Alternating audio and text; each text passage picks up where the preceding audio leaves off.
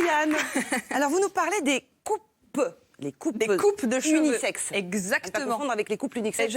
Enfin, je sais pas ce que c'est. Non, mais je vais tout expliquer. Je ne sais pas si ça vous tenterait, Isabelle, une petite coupe mulet, peut-être Mulet. Une nuque longue Un catogan asymétrique, non Avec un petit toupet comme ça, non Je sais pas. Bah, Oh là c'est là, dommage. Celui de droite, C'est très qu'est-ce qu'il est dommage. moche. Non, Ah, mais David c'est incroyable. c'est Non mais c'est une performance de faire aussi c'est moche. pas une performance, mais Bien. ça rime, c'est la tendance du moment. Ça s'appelle Waouh. les coupes de cheveux agender, c'est-à-dire des coupes de cheveux qui n'ont pas de genre. Eh ben voilà. Et donc, c'est la grande tendance du moment. Et là, vous vous dites, mais qu'est-ce que c'est que cette histoire de cheveux non genrés, agender? On ne sait pas ce que ça veut dire. Et en fait, ce sont des cheveux qui sont un petit peu comme ça, c'est-à-dire ni homme ni femme. Ça peut aller absolument aux deux genres, aux deux sexes. C'est juste à la frontière. Et là, par exemple, ce qu'on est en train de voir, ce sont des coupes de cheveux faites par une coiffeuse japonaise qui s'appelle Masami Osono, mais qui est maintenant installée à New York, qui est ici, avec une belle coupe de cheveux agender, elle aussi. Et en fait, elle fait beaucoup du court et du long, donc les coupes mulets. Il y a aussi des coupes au bol, mais aussi des franges C'est à la asymétriques. Mireille Mathieu, ça. Mais c'est Oui, juste il y a un celle côté. d'avant. Ah, il faut revoir celle d'avant, elle est Avec les coupes incroyable. mulets. Mais par exemple, des coupes au bol comme ici, ou alors avec des franges asymétriques. On dirait que c'est un barde un peu malade, avec sa serpe qui a fait n'importe quoi, un druide.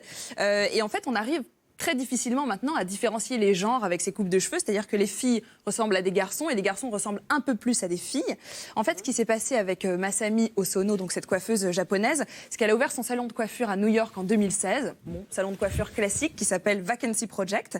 Et à l'époque, elle faisait comme tout le monde, des coupes de cheveux pour les garçons, puis des coupes de cheveux pour les filles. Et les filles payaient plus cher, même si elles avaient les cheveux courts. Ça, c'est vrai, ça. Et ça, c'est vrai. Bah oui, parce qu'il y a plus de boulot. Non, Bah non, non, parce pas que par exemple, forcément. quand on a une coupe à la Tu coupes les garçonne cheveux, peu et qu'on importe est la une longueur, femme et qu'on quoi. va dans un salon de coiffure, on nous fait payer le tarif femme. Bah voilà, vous pouvez, Ah bon j'imagine, témoigner. Ouais. Et donc finalement, elle s'est rendue compte que c'était une attitude finalement assez sexiste. Et on appelle ça en France d'ailleurs la taxe rose, faire payer aux femmes un peu plus cher pour des produits voilà, qui normalement sont aussi pour les hommes. Et donc elle s'est dit, en fait, je vais faire des coupes de cheveux qui peuvent aller à tout le monde, qui sont à la frontière des genres, et je vais faire payer tout le monde pareil. C'est devenu une tendance terrible à New York, et c'est en train de s'exporter aussi, puisqu'il y a un salon de tendance agender aussi à Sydney maintenant, qui s'appelle Atelier Usfin.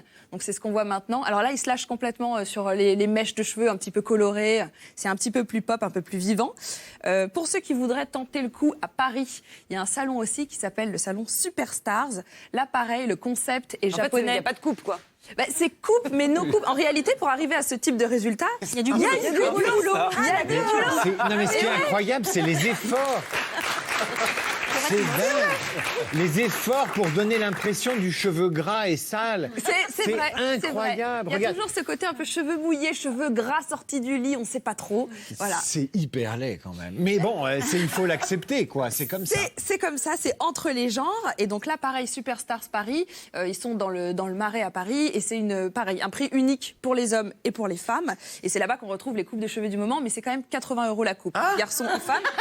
Mais c'est ça la blague. Mais en Et voilà. fait, c'est ça l'égalité. C'est ce qu'on appelle se faire tondre la laine sur Ah le ouais. dos. Mais au nom de l'égalité homme-femme, Ouais. parce qu'avant c'était 30-40, maintenant c'est 80 pour Mais tout alors, le monde. si je peux terminer, parce que c'est quand même Pardon. intéressant avec cette tendance au-delà du beau ou du laid, ça c'est bon, c'est à la vie de chacun, c'est que finalement la jeunesse se réapproprie son corps en disant j'ai pas envie de me définir d'abord en tant que femme ou d'abord en tant qu'homme, et en brouillant un peu les pistes, elle s'affirme elle-même, et je trouve que coupe mulet ou pas, c'est déjà pas mal. Merci beaucoup, Lauriane, d'avoir défendu ces drôles de coupes de cheveux. Merci à vous, Hubert. Merci beaucoup. Manuel, on va essayer de faire des boutures